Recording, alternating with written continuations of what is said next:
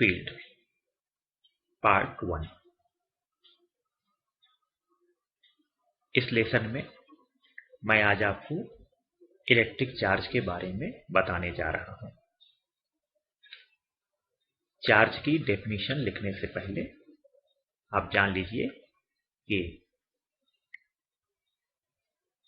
Electric charge क्या होता है और व्यवहारिक रूप से इसे हम किस प्रकार से देखते हैं और प्राप्त करते हैं। मैं आपको एक छोटा सा एक्सपेरिमेंट बताने जा रहा हूं।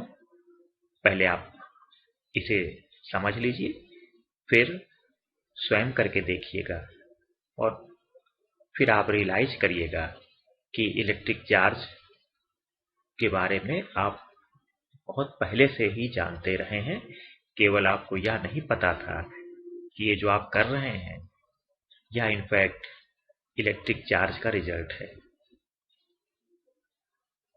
आपने खेल खेल में ही एक प्रयोग किया जरूर अवश्य होगा, जिसमें कंघी को आप सूखे बालों से जब रगड़ते हैं तो उस कंघी में कागज के छोटे छोटे टुकड़ों को अपनी ओर आकर्षित करने का गुण उत्पन्न हो जाता है।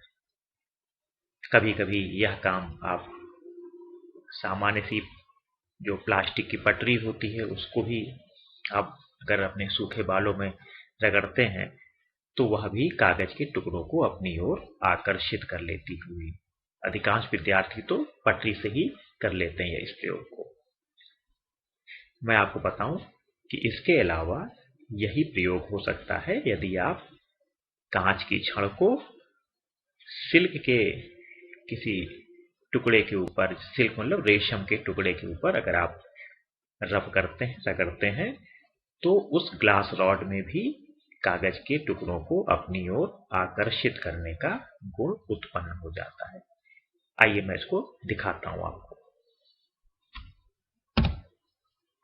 देखिए, सिल्क का कपड़ा और उसके ऊपर एक ग्लास रॉड। अब इसे हम ग्लास रॉड को सिल्क के क्लॉथ के ऊपर रब कर रहे हैं। थोड़ी देर के बाद आप देखिएगा दूसरी ओर हमारे पास ये कागज के छोटे छोटे टुकड़े दिखाई दे रहे हैं और अब मैं उस ग्लास रॉड को इन टुकड़ों के नजदीक लाने जा रहा हूं और आप देखिए कि कैसी घटना घटित होने जा रही है। आपने देखा कि ग्लास रॉड आते ही कागज के छोटे छोटे टुकड़े उसकी ओर अट्रैक्ट हो गए, आकर्षित हो गए।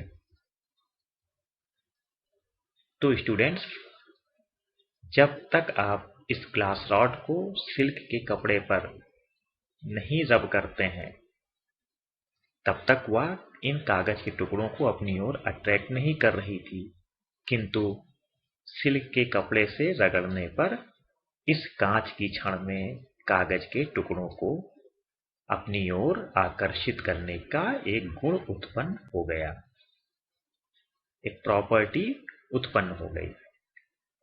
इसी गुण को हम इलेक्ट्रिक चार्ज कहते हैं। अब आप समझ गए होंगे इलेक्ट्रिक चार्ज। तो यह इस एक्सपेरिमेंट को आप सबने अवश्य किया होगा, केवल आप एक्सपेरिमेंट करते समय यह नहीं जानते थे कि आप खेल खेल में ही इलेक्ट्रिक चार्ज को प्रोड्यूस कर रहे हैं। आइए इसकी डेफिनेशन लिखी जाए। तो पहले इलेक्ट्रिक चार्ज क्या होता है, 2 लाइन में इसके बारे में आपको लिखाऊंगा, फिर इसकी डेफिनेशन आपको दूंगा। जो मैंने आपको अभी बोला है, एक्सपेरिमेंट करके दिखाया है, ये उसी के बारे में 2 लाइनें लिखी हुई हैं। आप इसे नोट कर लीजिएगा।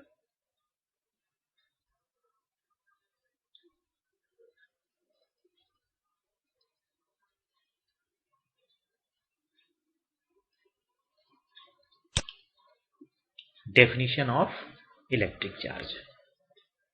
आप नोट्स बनाइएगा मैं आपको दे रहा हूं नोट्स। इसे आप फेयर कॉपी पर अपने हाथ से लिखकर जरूर बना लीजिएगा, क्योंकि एग्जामिनेशन टाइम में अपने हाथ से लिखा हुआ नोट्स ज्यादा समझ में आता है। चलिए इसकी डेफिनेशन लिखी जाए।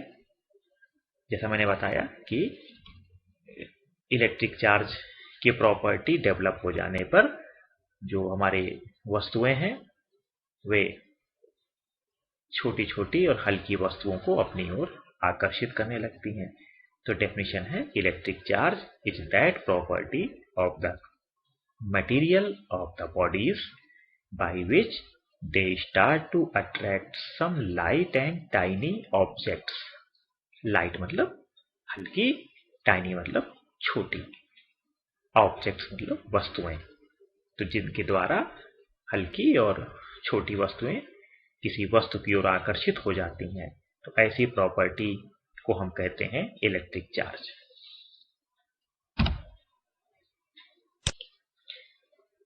इलेक्ट्रिक चार्ज की और क्या क्या प्रॉपर्टीज हैं, आइए देखते हैं। तो पहली प्रॉपर्टी है कि electric charge is a scalar quantity, meaning that कि electric charge has magnitude only, it has no direction. या फिर आप दूसरे शब्दों में कहें कि no direction is needed to explain the quality of electric charge. Electric charge can be fully expressed in terms of its magnitude only. आपने vector पढ़ा होगा तो वहां पर आपको बताया गया होगा कि कुछ राशियां ऐसी होती हैं जिन्हें केवल मैग्नीट्यूड से ही पूरी तरह से हम एक्सप्रेस कर सकते हैं। तो इलेक्ट्रिक चार्ज को भी हम उसके मैग्नीट्यूड से फुली एक्सप्रेस कर सकते हैं।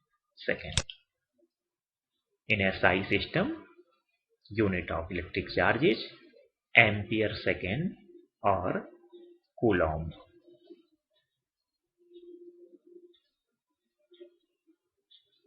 Third, in CGS system, the unit of electric charge is state coulomb or Franklin or ESU, which is also called electrostatic unit.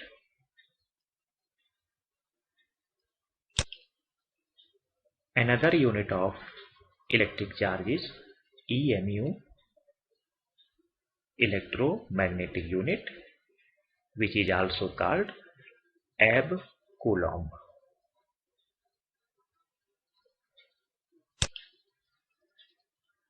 The relationship between coulomb and ESU is 1 coulomb is equal to 3 into 10 to the power 9 ESU.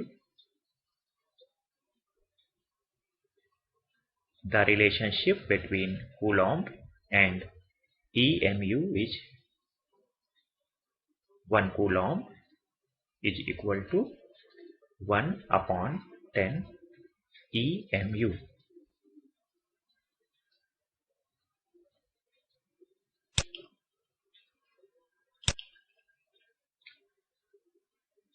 The ratio of EMU of charge to the ESU of charge is equal to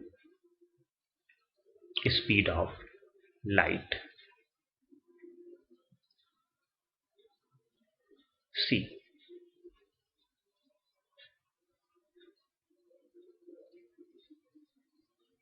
It is an important relationship between EMU and ESU of the charge. Here C is called speed of light. The fifth property is there are two types of electric charges.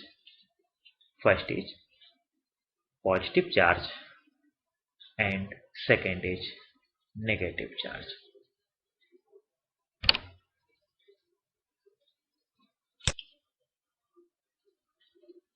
You can see here some charges are positive type and others are negative type.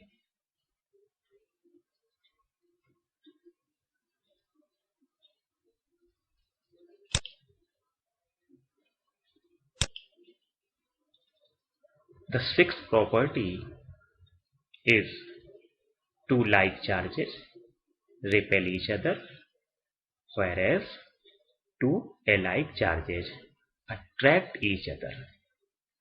That is, if we have two positive charges, then these charges will repel each other.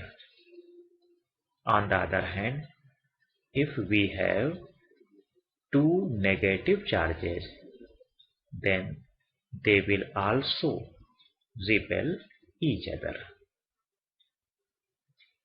But if we have a positive charge and other is negative charge, then these two charges will attract each other. आइए इसको graphics के द्वारा मैं आपको दिखाने का प्रयास करता हूं. We have a positive charge. At some distance, there is another positive charge. और आप देखेंगे कि जैसे आपने दोनों को एक दूसरे के नजदीक लाया, ये एक दूसरे से को रिपेल कर दिया और ये काफी दूर चले गए एक दूसरे से. इस बार स्थिति थोड़ा सा भिन्न है, डिफरेंट है. The first charge is negative and the other charge is positive. आप देखेंगे कि alike charges attract each other. देखिए दोनों एक दूसरे को आकर्षित कर रहे हैं. तो प्लस प्लस एक दूसरे को रिपेल करेंगे, माइनस माइनस हैं तो भी वो रिपेल करते हैं, लेकिन यदि प्लस माइनस हैं तो फिर वो एक दूसरे को अट्रैक्ट करते हैं. It is most important property of the electric charge.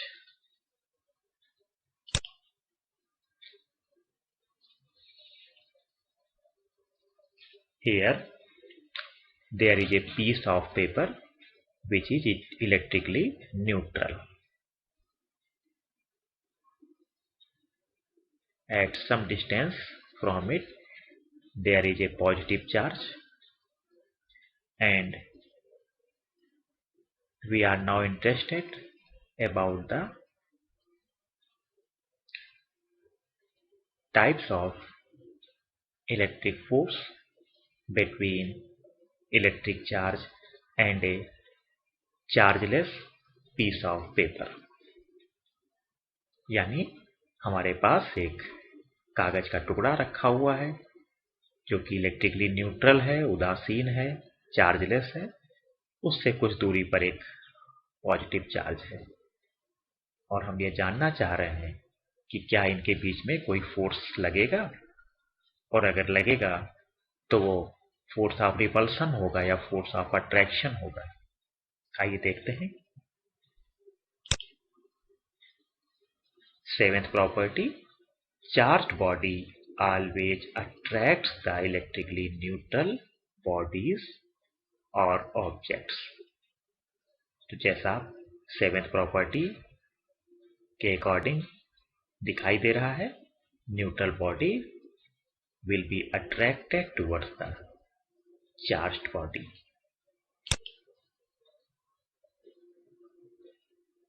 यह भी एक important property of the electric charge है.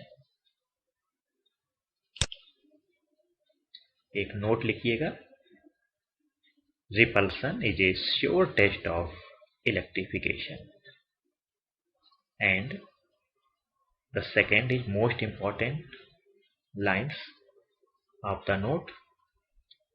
The smallest unit of the electric charge is Franklin or ESU, whereas Faraday is the biggest unit of the charge. इसको जरूर आप देख लीजिएगा और कंठस्थ कर लीजिएगा, याद कर लीजिएगा कि फ्रैंकलिन या ईएसयू सबसे छोटी यूनिट होती है चार्ज की, और फैराडे जो है वो सबसे बड़ी यूनिट होती है इलेक्ट्रिक चार्ज की। एक नोट आप और कर लीजिए, नोट करिएगा कि if electric charge is in the stationary state, then it creates an electric field around it. अगर आपका चार्ज स्टेशनरी है, रुका हुआ है, तो उसके चारों ओर एक इलेक्ट्रिक फील्ड डेवलप हो जाती है। इलेक्ट्रिक फील्ड के बारे में मैं आपको आगे के लेक्चर्स में डिटेल्ड जानकारी दूंगा। इसे आप नोट करिएगा। Stationary charge can produce electric field only, but if electric charge moves with the constant velocity, then it can produce electric field as well as magnetic field also. देखिए ये constant velocity से move कर रहा है, और यदि ऐसा होगा तो it can produce electric field as well as magnetic field. But if electric charge moves with acceleration, यानी कि इसकी वेलोसिटी अगर कंटिन्यूअसली बढ़ती जाती है, then it will produce electric field, magnetic field and radiates its energy in the form of electromagnetic waves.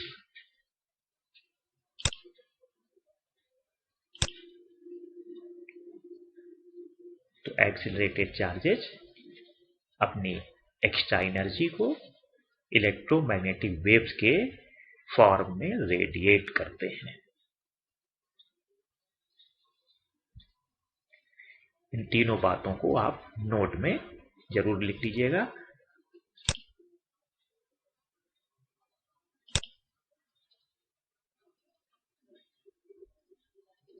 आज मैं lecture को यहीं फिनिश करता हूं।